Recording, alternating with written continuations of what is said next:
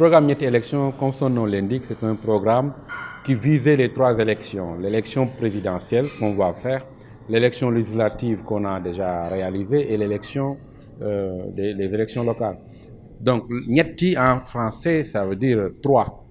Sénégal, nous avons vécu 3 élections, les élections locales, législatives et bientôt les élections présidentielles.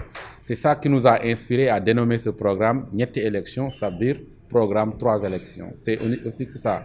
Donc c'est un programme qui a voulu accompagner le processus électoral durant les 2 années marquées par l'organisation de 3 élections. C'est d'ailleurs pour cette raison qu'on a envisagé la rationalisation du calendrier électoral, parce que 2021 à 2023, on a organisé 4 élections, y compris les élections des hauts conseillers territoriaux. Vous savez, aujourd'hui, les journalistes n'ont plus le monopole de l'information. Ils ne sont pas les seuls à véhiculer l'information. Chaque citoyen maintenant peut véhiculer l'information avec les réseaux sociaux.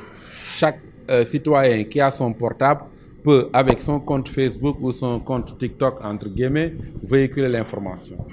Mais l'information devient sensible quand ça concerne les élections. Nous voulons que les informations qui vont sortir des élections soient des informations venant de professionnels. Parce que le journaliste doit être différent du citoyen lambda qui véhicule l'information.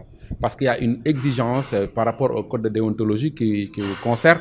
Nous pensons qu'il s'agit aujourd'hui de renforcer davantage pour ne pas dire renforcer vos capacités, de vous accompagner à pouvoir faire la différence en matière électorale, parce que c'est ça qui nous intéresse nous, que vraiment les informations qui vont sortir et qui vont aller vers l'opinion soient des informations sorties par des professionnels. Et pour cela, il faut amener les journalistes à maîtriser le cadre légal, le cadre législatif donc et réglementaire concernant les élections. Parce que beaucoup de personnes interviennent dans les élections sans maîtriser le cadre légal et réglementaire lié aux élections.